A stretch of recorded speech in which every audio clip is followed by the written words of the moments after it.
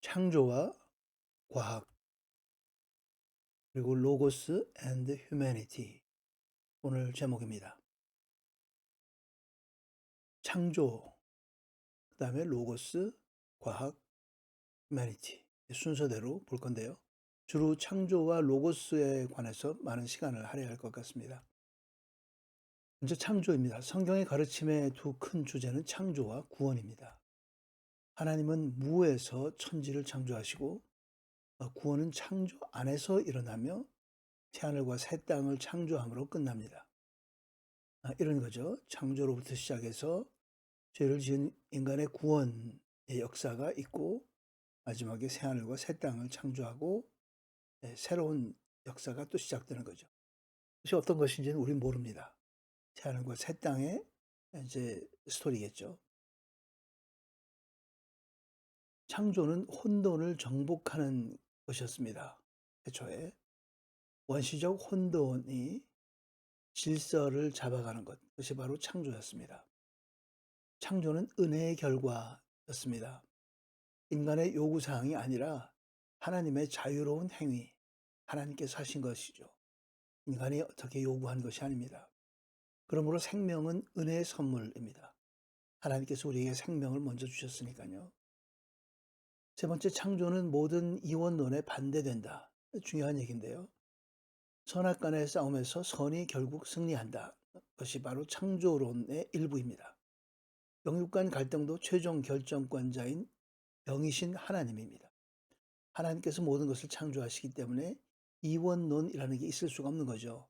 모든 것은 하나님 아래에 있으니까. 네 번째, 창조는 하나님께 달려있다. 창조는 하나님이 하신 거니까 창조주죠. 초월하신 분, 모든 것 위에 계시고 내재하신 분, 모든 것 안에 계신 분, 그리고 모든 것을 통해 계신 분, 그 현존하시는 분이라고 얘기합니다. 모든 것 하나님께 있습니다. 창조. 다섯 번째, 창조는 하나님의 말씀으로 이루어졌습니다. 오늘 중요한 것인데요. 어떤 인격적 존재를 전제로 합니다. 말씀이라고 얘기하는 것은 차가운 현실 이면에 따뜻하고 깊은 배려가 있습니다.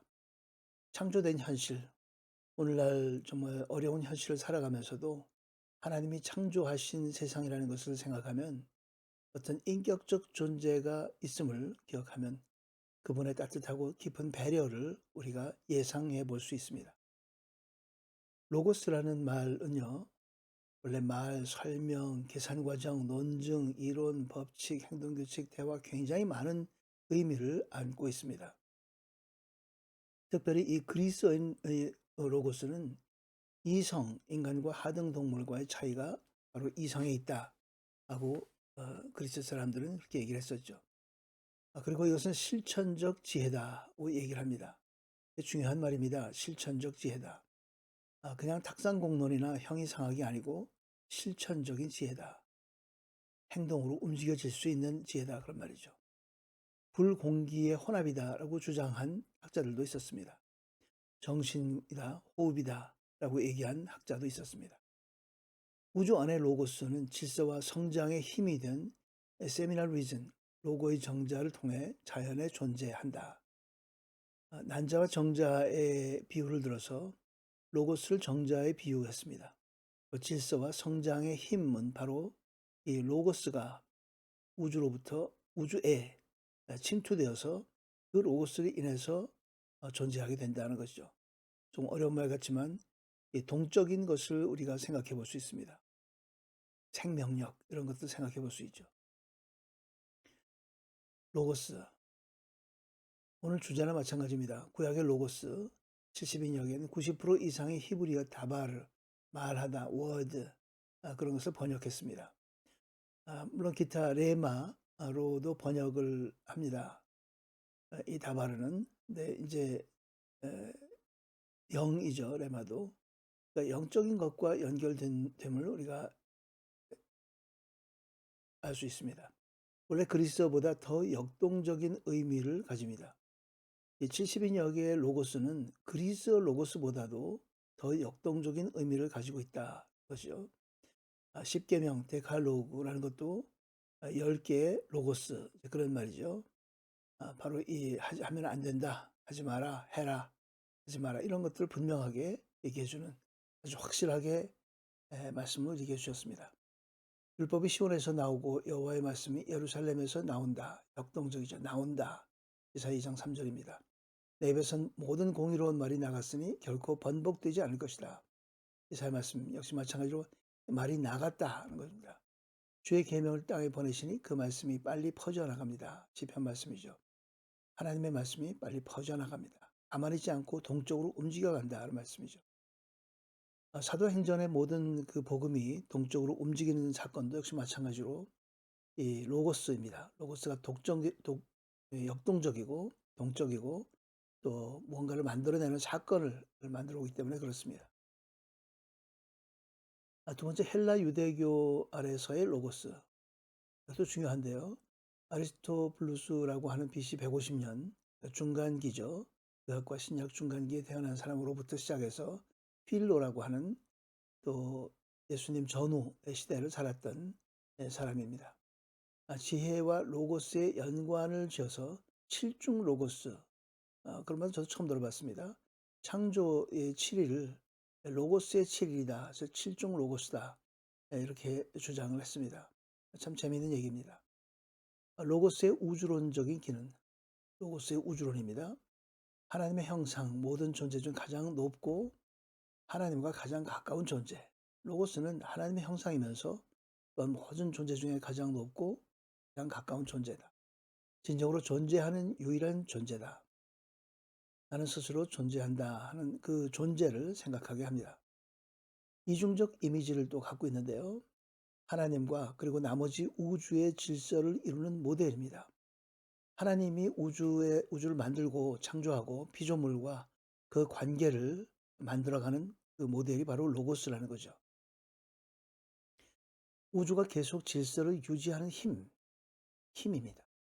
하나님과 우주의 나머지 부분 사이에서 중간 역할을 하는 그것이 로고스입니다. 그러니까 뭐 로고스가 제일 중요한 거라고 볼 수 있죠. 인류학적 기능인데요. 인간 전체가 아닌 인간의 마음만 창조하는 패러다임입니다. 인간의 육체를 만든 것이 아니죠. 로고스는 육체가 아니고 로고스가 만들었지만 로고스 자체는 마음을 창조하는 데 집중되어 있습니다. 하나님의 형상을 따라 창조됐다는 의미죠. 형상을 따라 창조되었다는 것은 하나님의 눈, 코, 입을 가졌다는 의미가 아니라 그런 정신, 그런 마음을 가졌다는 거죠. 하나님과 로고스와 인간의 정신을 이어주는, 하나님과 인간을 이어주는 것이 바로 로고스다. 세 번째는 영적으로 인도하는 기능인데요. 인간의 영혼을 하나님의 영역으로 인도하는 역할을 합니다. 하나님에 대한 지식과 비전을 얻을 수 있는 통로가 바로 로고스입니다. 로고스, 다시 한번 얘기지만 하나님의 말씀입니다. 하나님의 말씀이 바로 이 모든 것의 연결고리다 하는 것이죠. 그러나 인간의 영혼은 신성과의 관계에서 자신의 무를 인식함으로부터 시작해야 합니다. 내가 무언가를 가졌다는 것이 아니라 나는 아무것도 없고 피조물에 불과하다는 것을 인정하고 그것을 깨달을 때부터 이제 시작된다는 거죠. 그렇게 해야 하나님과의 관계가 시작된다 그 말입니다. from 육체나 감각이나 지각의 영역으로부터 그리고 물질 세계를 초월한 인간으로 영에 속한 사람으로 하늘에 속한 사람으로 가는 그 중간 길은 바로 로고스가 있습니다. 로고스가 그렇게 해준다는 말씀입니다. 신약 성경의 로고스는 하나님의 신성한 계시, 특히 예수 그리스도를 통한 하나님의 계시입니다. 하나님의 계시라는 것은 하나님께서 그리스도를 통해서 하나님을 보여주는 레블레이션, 계시록의 계시라기보다도 보여준다 그런 말이죠. 대부분의 경우 복음을 얘기합니다. 하나님의 비밀을 보여주는 것이 바로 복음입니다. 천국의 말씀, 구원의 말씀, 화해의 말씀, 십자가의 말씀, 의의 말씀 일일이 찾아보지는 않겠습니다. 필요하신 분들은 정지하고 말씀을 찾아보시면 되겠습니다. 중요한 것은 요한복음에 있는 로고스인데요. 요한복음 1장 1절부터 로고스가 나옵니다. 일일이 다 읽지는 않겠습니다. 필요하신 분은 화면을 정지하고 읽으시면 좋겠습니다. 자, 이 요한복음의 로고스의 첫 번째 1장에서 5절까지는 이 로고스는 태초에 하나님과 함께 있었고 하나님이었고 로고스 자체가 하나님이었고 우주와 생명이 존재하게 된 수단이었습니다. 하나님이면서 또 수단입니다. 참 여러 가지 기능을 다 갖고 있는 것이 로고스입니다. 두 번째 1장 10절에서 12절까지는 로고스를 받는 자에게는 하나님의 자녀가 되는 권세를 주셨다. 로고스를 영접하는 자에게. 그러면 로고스가 예수님인가? 그런 생각을 해볼 수 있죠. 그 얘기가 나옵니다. 세 번째 연에서 로고스는 나사렛 예수 안에서 육신이 되었고 또 믿는 사람들을 로고스의 영광을 경험했다고 요한복음에 기록된 것을 보게 됩니다. 로고스는 바로 이 땅에 오신 예수 그리스도였습니다. 말씀, 로고스가 육신이 되어라고 하는 말씀이 등장하는데 그것은 말씀이 인간 예수와 동일하다는 것을 얘기하죠. 또 한 가지는 우리가 그의 영광을 보니 아버지의 독생자의 영광이다 하는 말씀은 예수님을 신성한 말씀과 동일시한 것입니다. 아버지의 독생자의 영광, 바로 하나님의 영광, 신성한 말씀, 예수님 다 같은 거죠. 자, 세 번째 과학입니다. 우주 과학에 관한 건데요. 창조에 관련되는 것은 우주 과학이죠. 빅뱅 이론이라는 것이 있죠. 요즘에 최초 상태에 관한 이론입니다. 이렇게 배경 화면처럼 터져서 이렇게 폭발해서 이렇게 우주가 탄생했다 그런 이론이죠. 만물의 절대적인 기원에 관한 이론은 아닙니다. 어떻게 생겨났다 하는 그 부분에 대한 그 일부에 관한 이론일 뿐이지 전체를 보여주는 것이 아닙니다. 빅뱅 이론은 상당히 일리가 있습니다. 왜냐하면 로고스가 에너지고 동적이고 뭔가를 만들어낸다는 것을 생각해 보면 어떤 빅뱅 이론과 같이 어떤 에너지가 무언가가 이렇게 폭발해서 것이 되었다. 하나님 만나게 되는 것도 로고스가 우리 안에 들어와서 우리의 생각과 마음들을 새롭게 해서 폭발해서 만나게 됐다. 그렇게 비유할 수도 있겠습니다. 시작이 있고 끝도 있다. 빅뱅 이론입니다. 그렇죠. 성경도 시작이 있고 끝이 있다는 것을 우리에게 알려줍니다. 동적이다. 그렇습니다. 로고스는 동적입니다. 열역학 제2법칙과 엔트로피 이런 것들도 우주과학 안에 또 있습니다. 여기서 생략합니다. 모두 과학의 일부였다는 그런 얘기를 언급하고 넘어가겠습니다. 이론이라는 것은 전제나 가정이 있습니다. 이론은 이론일 뿐입니다. 그것이 현실은 아니죠. 이론은 이론으로 그것을 만들어 현실에 대해서 그것을 다시 이론화한 것일 뿐이죠. 현실은 하나님께서 주관하십니다. 네 번째 인간입니다. 하나님의 형상은 인간 생명의 신성함의 기초입니다. 하나님의 형상을 따랐다 하는 말씀이죠. 하나님의 형상을 따라서 지음을 받았다는 것은 바로 인간의 생명이 얼마나 신성한가 하는 것의 기초를 제공한다는 것이죠. 형상이라는 말은 소유권입니다. 하나님의 소유권이라 그 말입니다. 우리는 형상이라는 것은 구원에 수반되는 성품의 변화와 연관됩니다. 우리가 죄를 지었지만 구원의 성품과 구원에 수반되는 성품의 변화와 연관됩니다. 하나님께서는 미리 아신 사람들을 자기 아들의 형상을 닮게 하시려고 또한 미리 정하셨습니다. 이는 그 아들이 많은 형제들 가운데 맏아들이 되게 하시기 위함입니다. 아들의 형상을 닮게 하시려고 성품의 변화를 가져온다는 거죠. 몸과 영혼으로 창조되었습니다. 인간은 몸과 영혼, 물질적인 부분과 비물질적인 부분이 있다 그 말이죠. 인간은 그 말은 곧 합쳐진 인격체다 그런 얘기입니다. 중요한 부분입니다. 가끔은 영과 혼을 자꾸 구분하려고 하는 시도하는 사람들도 있습니다만 구분하는 것이 중요한 것이 아니라 네페시, 인격은 합쳐진 비물질적인 것과 물질적인 것이 합쳐진 것이 우리의 인격입니다. 그것이 바로 인간이죠. 자, 지금까지 창조와 로고스, 과학, 인간에 대해서 과학과 인간은 아래 땅에 있는 거고 로고스에 관해서 주로 많이 나누어 봤습니다. 이 로고스는 인간에게 들어와서 인간을 새롭게 죄로부터 벗어나고 하나님의 나라로 인도해 주시는 거죠. 자, 그것은 이 로고스는 동적이어서 변화시킵니다. 그것은 에너지입니다. 우리 안에 들어와서 사건을 만들고 또 역사를 바꿔나갑니다. 그것은 역시 과학을 우리에게 선물합니다. 인간으로 하여금 과학을 연구하게 하고 과학의 혜택을 누리게 합니다.